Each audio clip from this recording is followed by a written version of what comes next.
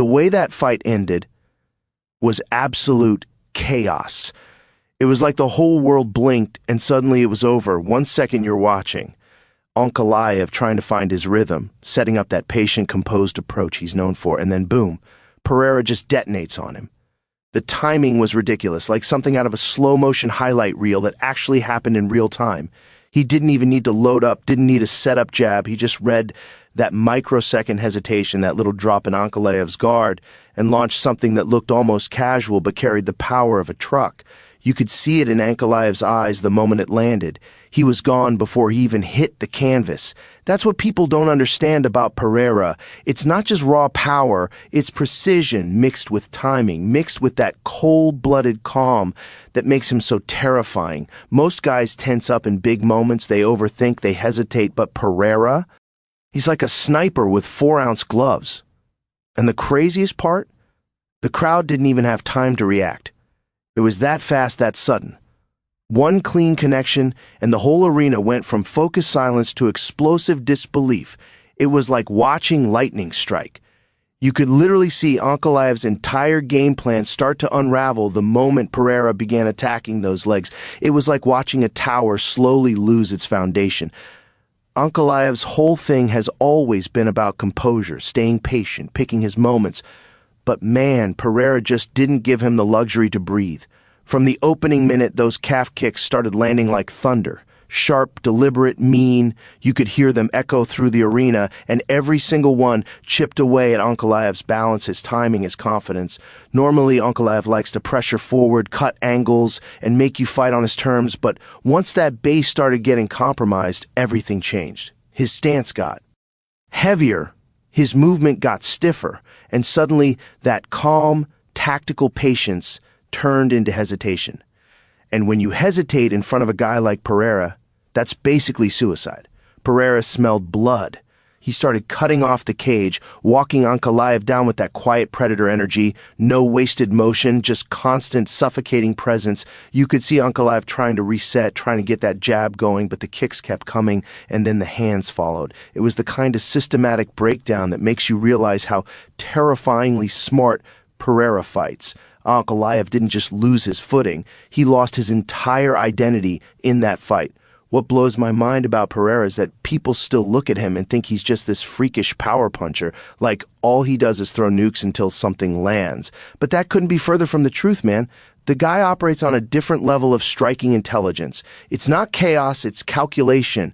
Every feint, every TW, itch of his shoulder, every step he takes inside that cage, it's all designed to pull a reaction, to study how you move, how you defend, how you breathe. Against Ankalaev, he wasn't just looking for openings, he was creating them. He'd throw that low kick not just to damage, but to make Ankalaev shift his weight, expose the angle, and then, boom, the left hook or straight right comes flying right down the pipe. And the timing, that's what separates him from almost everyone else. He's not throwing for the sake of throwing. He's waiting for that microsecond where you make a mistake, where your guard dips or your feet cross, and then it's lights out. What's even crazier is how composed he stays during all of it.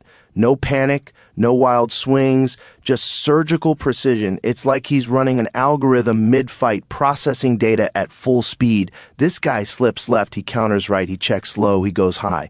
Ankalaev's reactions were predictable, and Pereira read them like a book. You can literally see it in slow motion.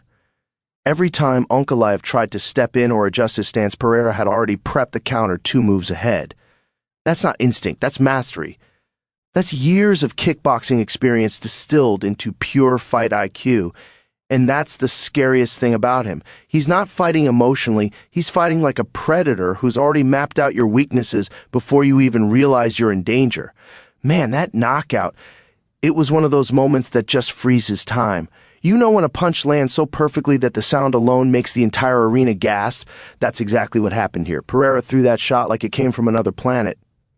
It wasn't wild, it wasn't desperate, it was surgical, timed down to the millisecond. Ankalaev had just started to reset, thinking he had a read on the rhythm, and then boom, Pereira detonates this absolute missile right on the button. You could literally see Ankalaev's lights go out before he hit T. He floored. His body just shut down, man. That's the kind of knockout that doesn't just end a fight. It changes careers. And the reaction inside T-Mobile Arena was insane. It was pure chaos.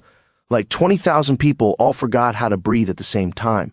You had fans standing up, hands on their heads, mouths wide open, just stunned. The commentators were screaming. The crowd went from anticipation to absolute eruption in a split second. It was that mixture of shock and awe that only happens when something truly unexpected happens at the highest level. You could feel it. That pulse through the room when a human being does something that looks superhuman. Pereira just walked away calm, almost stoic, like he'd done exactly what he planned. While Ankalaev was still down, the medics rushing in, the whole place buzzing with disbelief. You could see fighters in the audience shaking their heads like, how do you even defend against that? That's the terrifying thing. It wasn't a lucky punch. It was perfect execution, a demonstration of just how precise and dangerous Pereira really is. It reminded everyone that in MMA, it doesn't matter how composed or technical you are. One perfect shot can erase every plan, every adjustment, everything you trained for. And Pereira, man, he's made an art out of that moment, that one strike that sends the entire arena into chaos. Dude, the second that punch landed, the T-Mobile Arena just exploded. I mean, it was one of those rare moments where you could literally feel the sound hit you in the chest, like the whole building just came alive. You had people jumping out of their seats, spilling their drinks, screaming like they'd just witnessed something supernatural. It wasn't just excitement, it was shock. That pure, raw disbelief that you only get when something completely unexpected happens right in front of your eyes. You could see the camera panning across the crowd, faces frozen, some with their mouths open, others with their hands on their heads, just trying to process what they'd seen. The commentators couldn't even talk for a second, just total silence, like their brains were buffering. Then, boom, chaos. Everyone starts yelling over each other, the commentary desk shaking, fans pounding on the barricades, chanting Pereira's name. Even the fighters in the audience were looking around like, what the hell just happened? That's the magic of MMA, man. It's that volatility, that unpredictability that can flip the entire energy of a room in a heartbeat. 1 second, everyone's analyzing, waiting to see how the round plays out, and the next second, the fight's over, the crowd's losing their minds, and the entire arena feels like it's vibrating. It's not just noise, it's emotion, adrenaline, disbelief, all colliding in one insane moment. You can't fake that. The best part? Pereira just stands there calm as ever while the world around him melts down in chaos. That contrast made it even more surreal. Like a storm hit the arena and he was just standing in the middle of it, untouched. Moments like that, man, they remind you why people fall in love with this sport. Because no matter how many fights you've seen, something like that can still make you lose your mind. Man, what really blew me away wasn't just the knockout. It was what came after. Pereira could have gone full savage mode. He could have screamed, climbed the cage, done the whole alpha victory roar, but instead he stayed calm, almost stoic, like a man who already knew what was coming.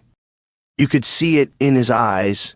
No arrogance, no mockery, just pure respect for what he'd accomplished.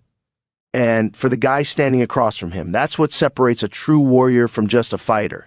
He didn't gloat, he didn't talk trash, he walked over to Ankalaev, made sure the guy was okay, and you could tell it was genuine. That moment said everything about who Pereira is. This isn't just a guy fighting for glory, this is a man living out a code.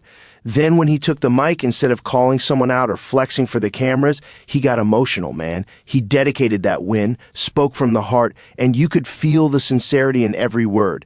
That's rare in this game, that level of composure after delivering something so violent. It's this duality that makes Pereira so fascinating. He's a stone-cold assassin inside the cage, but once it's over, the switch flips, and you see this respectful, grounded human being. That's what martial arts are supposed to be about. Not just about beating people up, but about mastering yourself, your emotions, your ego. The crowd felt it too. You could hear the energy shift from chaos to admiration. It's like the whole arena collectively realized they weren't just watching a knockout, they were witnessing a statement about discipline, honor, and purpose. This wasn't some bloodthirsty guy looking to embarrass his opponent. It was a man proving that even in the most primal moments of combat, There's room for respect, empathy, and grace. That's what makes him so powerful, because when he destroys someone, he doesn't need to tell you he's great. His actions speak it. And that emotional side, that's what makes people believe in him. You can't fake that kind of presence. It's earned through years of pain, loss, and growth. Pereira showed that being a warrior isn't just about domination. It's about how you carry yourself after the war ends. Man, this whole thing with Ankalaev's coach bringing up the greasing accusations a guy, and it's wild, dude. Like, the fight's over. Pereira goes out there, starches Ankalaev in under 2 minutes, no controversy, no weird stoppage, just clean violence, and then suddenly, out of nowhere, we're talking about slippery skin again? Come on, man. You can't bring that up after a knockout like that. The coach goes into interviews saying Pereira's body felt slick, that Ankalaev couldn't get a proper grip in the clinch, and instantly the internet goes insane. Half the fans are like, oh, here we go, excuses, and the other half are like, wait, maybe there's something to this. But let's be real. That's the oldest trick in the book when emotions are high. You lose in devastating fashion, your fighter gets caught cold, and instead of facing that brutal reality, your mind starts searching for reasons. Something, anything that makes the loss easier to swallow. And the greasing thing, it's been around forever. Guys have accused GSP, Anderson Silva, you name it. It's like this shadow. Myth of MMA. Every time a striker dominates a grappler, someone's like, oh, he must have been greased up. But if Pereira had actually done that, the commission would have caught it. These guys check everything before they step in the cage. The wraps, the oil, even the Vaseline on your face. There's no way he's walking in there looking like a freshly waxed surfboard without someone saying something. What's really happening here, in my opinion, is emotion. The coach is frustrated. His guy just got wrecked, and now he's trying to rationalize the chaos. But all it does is make him look defensive, because the fans saw what happened. Pereira walked him down, destroyed his base with leg kicks, and blasted him with a perfectly timed shot. No grease changes that. The optics of this are bad, too, because instead of analyzing what went wrong strategically, like why Ankalaev froze up or failed to adjust, the narrative shifts to conspiracy mode. It's almost like damage control. And you know what? That's the dangerous part. Once you go down that road, you lose credibility. People stop listening to your breakdowns and start seeing you as the guy who can't accept a clean loss. It's drama, it's emotion, but it's not a good look, man. Man, the internet absolutely exploded when that greasing accusation story dropped. It was like pouring gasoline on a fire that was already burning hot. The fight world split right down the middle. You had one side of fans, especially the hardcore Ankalaev supporters, jumping in like, see, that explains everything. That's why he couldn't take him down. That's why Pereira slipped out of every clinch. They're posting slow-motion clips, screenshots, random lighting reflections off Pereira's skin, like it's the Zapruder film of MMA.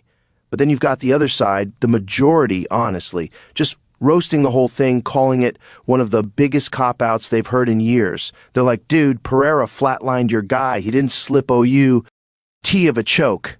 He erased him from consciousness. What are we even talking about? And that's the thing about this sport. People love controversy. It feeds the content machine. You've got YouTubers breaking it down frame by frame, Reddit threads with 1,000 comments, guys debating in DMs like they're solving a murder mystery. The media picked it up too, not because there was proof, but because it's juicy. It's drama, and drama sells. But it also shows how divided the MMA community can get. People don't even want facts anymore. They just pick a side and fight for it like it's their religion. Some are defending Ankalaev and his team, saying it's not an excuse, it's an observation from a coach who felt something real. Others are clowning on them, saying they're tarnishing their fighter's legacy by refusing to admit that Pereira is just that good. The wildest part is how fast narratives spread online now. One quote from a post-fight interview turns into memes, highlight edits, TikTok breakdowns. Suddenly, you've got fans who didn't even watch the full fight arguing like they were in the corner. And that's what fascinates me about MMA culture.